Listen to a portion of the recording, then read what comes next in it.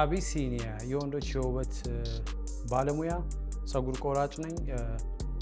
የተለያዩ የሲዘር ከቶችን ቴክኒክ ለማስተማር እና ለማሳወቅ ለመላው እህት ወንድሞቼ ለኢትዮጵያውያን እና ለኤርትራውያን ለማሳየት በገዛ ፈቃደኝነቴ ቲክታክ ላይ መጥቻለሁ። እንግዲህ ባለፈው ሳምንት በሰራሁት የመጀመሪያ ቪዲዮ the wolf የሄር ስታይል አሰራሩን አቆራረጡን ቴክኒኮቹን እንዳሳያችሁ ጠይቄ ቪዲዮ ሰርቼ ነበረ። እንግዲህ አንድ 8 ሰው የሚቀጥለውን ክፍል እንድሰራላችሁ ጠይቃችሁኛል ማለት ነው። እንግዲህ ወደ ቴክኒኩ እንገባለን። ሼር፣ ላይክ፣ ኮሜንት እና ሰብስክራይብ ማድረጋችሁን አትርሱ። ምክንያቱም ብዙ ኢትዮጵያውያን ወንድሞቻችን በውጭ ሀገር የሚኖሩ አሉ፣ እንዲሁም በሀገር ቤት ቱሪስቶች በሚበዙበት ቦታ ላይ የሚሰሩ ወንድሞቻችን ሊኖሩ ይችላሉ እና ለነሱ ተደራሽ እንዲሆን ቴክኒኩን እንዲያውቁት ፈልጋለሁና እንድታዳርሱልኝ በአክብሮት ተጠይቃለሁ። አመሰግናለሁ። ወደ ቴክኒኩ የመጀመሪያ ጋይዳችን የሚወጣው እንግዲህ ከፊት ለፊት ነው ብለን የመጀመሪያውን ጋይድ አውጥተናል። ያላያችሁ የመጀመሪያው ቪዲዮ ላይ ገብታችሁ ማየት ትችላላችሁ። ከዛ በመቀጠል እንግዲህ ወደ ሁለተኛው ስቴፕ ነው የሚሄደው። ለማስታወስ ያህል አከፋፈሉ ይሄን ይመስላል። እንግዲህ መስቀለኛ ነው። ከፊት ለፊት መጥቶ ታች ድረስ ወደ ኋላ ይሄዳል። ከዛ የላይኛውን የክራውኑን አፔክስ የሚባለውን የመሀል አናታችንን ጠብቆ በጎን በኩልም ያለውን መስቀለኛውን ጠብቆ ተከፍሏል ማለት ነው። 4 ቦታ የተከፈለ ፀጉር ነው። እንግዲህ ስንጀምር ከጎን እንጀምራለን። የጀስት ሬጉላር መክፈያ ማበጠሪያችንን እንይዝና ከዚህ ከመሀል አናቱ ጀምረን ወደ ፊት ለፊት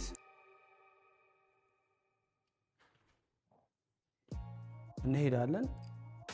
ያው እንግዲህ ይሄ የፀጉር ቴክኒክ ወደ ላይ ነው የሚነሳው። 180 ዲግሪ ይባላል። እኛ ግን አሁን የምንሰራው ወደ ላይ 180ውን ካወጣን በኋላ 45 ዲግሪ እንደዚህ እንሰጠዋለን ማለት ነው።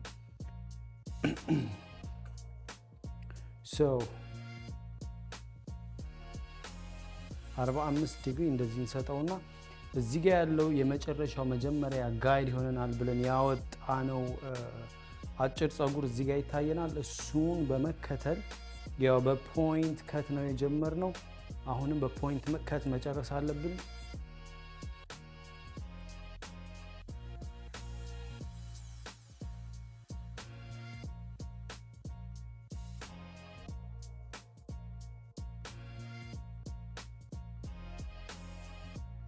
ሁለተኛውን ክፍልም እንደዛው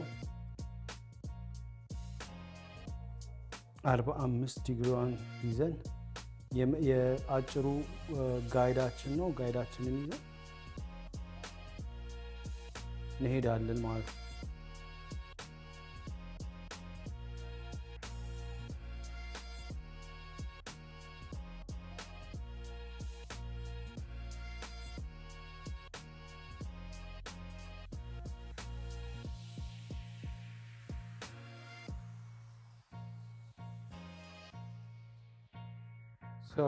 ሁሉንም ፀጉር እየሰበሰብን ከጎን ያለውን ፀጉር እንዳለ እየሰበሰብን ወደ ላይ ነው የምናመጣው። ወደ ላይ እናመጣና በፖይንት ከት ቆንጆ ቴክስቸር እንድናገኝ በእንደዚህ አይነት ዘዴ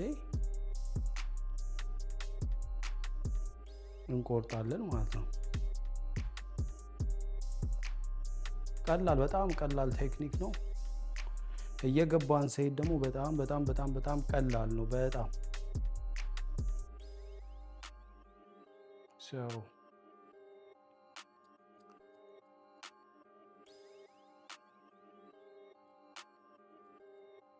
በእንደዚህ አይነት መልኩ እንዳለ እዚህ ያለውን ሰብስበን ቪዲዮ እንዲታያችሁ ብዬ ነው። ትንሽ አቋቋሜ እንደዚህ ሆኖ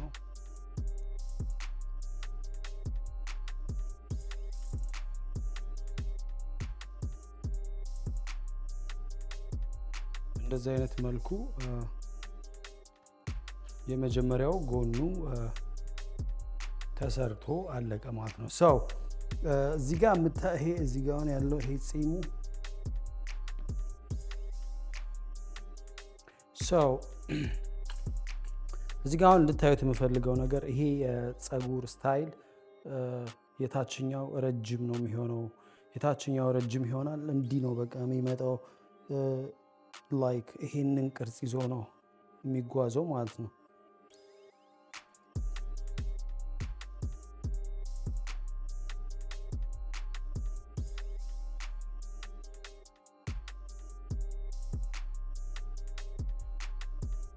ይሄ ቅርጽ ይታያል እየከፈል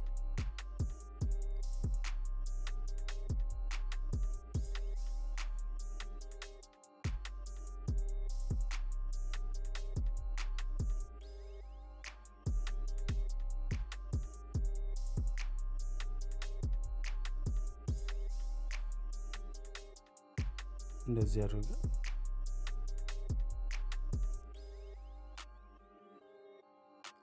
በእንደዚህ አይነት መልኩ የመጀመሪያውን ፓርት ወደ መጨረሱ እየሄድን ነው ማለት ነው። በጣም ይሄኛው ብዙ አይነት ወልፍ ከቶች አሉ። ብዙ እነዚህ የወልፍ ሄር ስታይሎች በብሬስ ፌድም ይሰራሉ፣ በቴፐርም ይሰራሉ እና እኔ ስሙ ትንሽ ወልፍ ያስፈራል፣ ግን ያው ስሙን እኛ ያላወጣ ነው።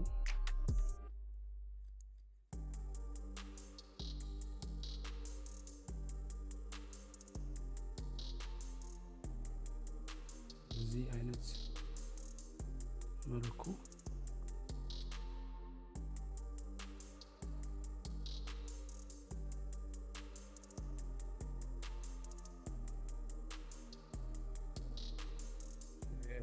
እንግዲህ የፊት ለፊቱ በእነዚህ አይነት መልኩ አልቋል ማለት ነው። እንግዲህ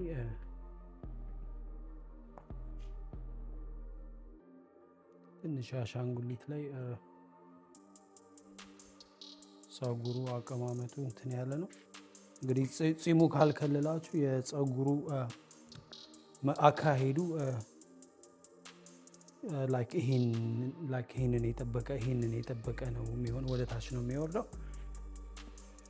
ያው የኋላው እንግዲህ ቴክኒኩን ለማሳየት ያክል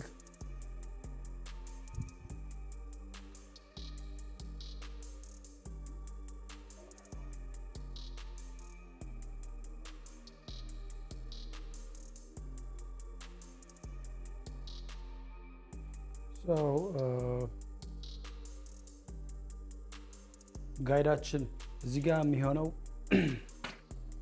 ይሄ ግማሽ ፓርቱ ከፊት ለፊት ያለው ከአናቱ ይሄ አናቱ መሀሉ አለ። ከመሀል አናቱ ወደ ፊት ለፊት ያለውን ፓርት ኦልሬዲ ቆርጠን ጨርሰናል።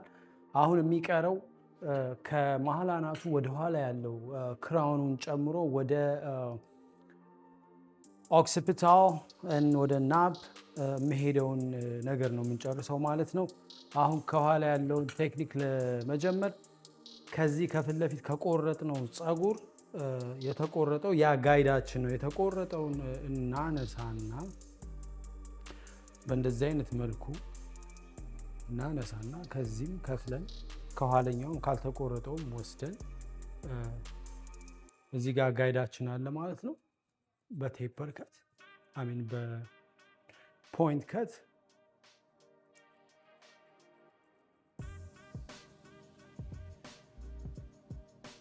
እንቆርጣለን ማለት ነው።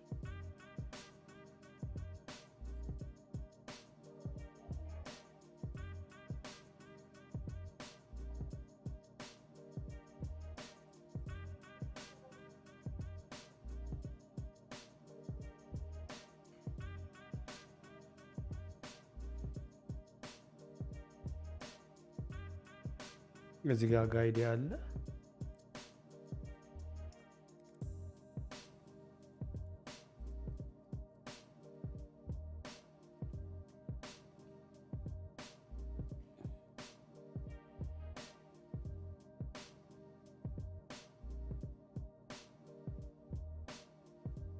በምናየው መልኩ እንደዚህ እያነሳው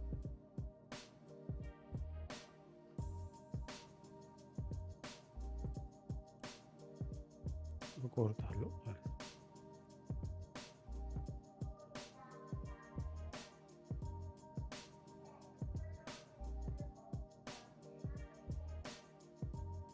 በጣም ቀላል ፀጉር ቁርጥ ነው። ይሄ 80 ዲግሪ ነው አሁን እያነሳው ያለሁት።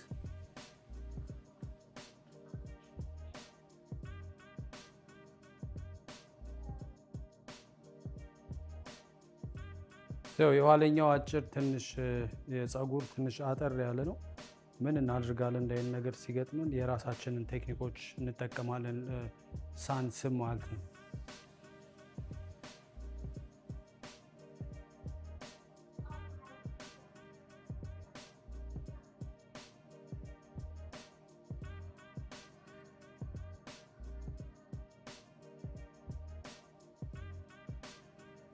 ይህንን ይመስላል ማለት ነው።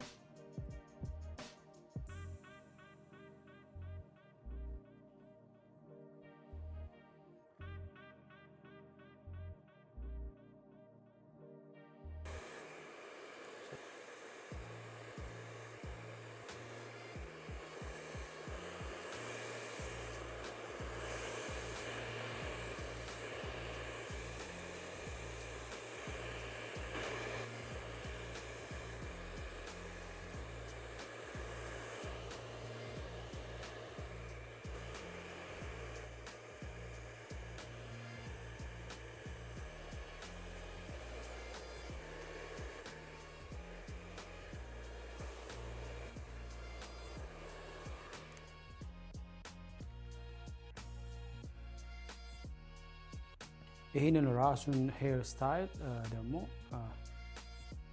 ባጠረ ሁኔታ አሳጥረን ደግሞ መስራት ይቻላል ማለት ነው። ሰውየው ባለ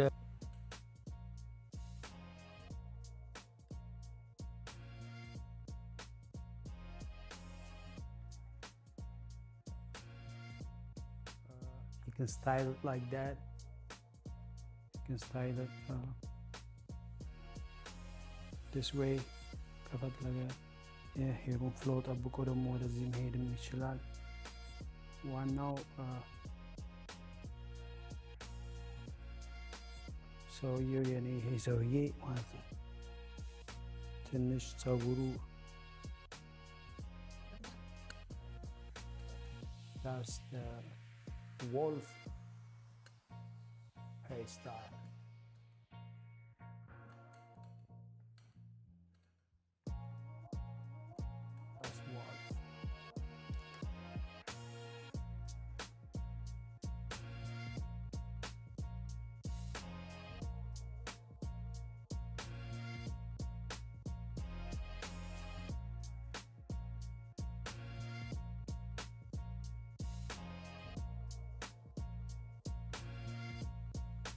You see the texture.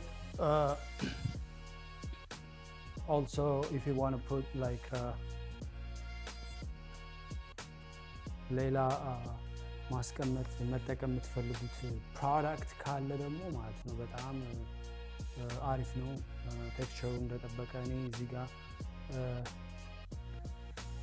የምጠቀመው ፕሮዳክት ሩዘር ነው። this is the hair tonic ሊኩዊዱ ነው።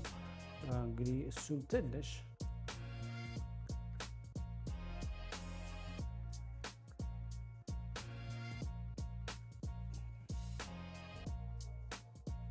ይሄ ፀጉር ቁርጥ አሁን ሰው ላይ ቢሆን ብዙ ከስተመሮች ሪሰርችዋለሁ። ይሄ ሲወገን ላይ በጣም ተደስቶ ሃፒ ሆኖ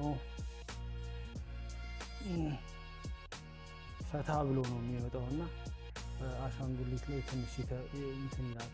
እዚህ ጋር የምታየው ይሄ ቅርጽ በቃ እሱ ነው ፀጉር ስታይል የሚያስመስለውና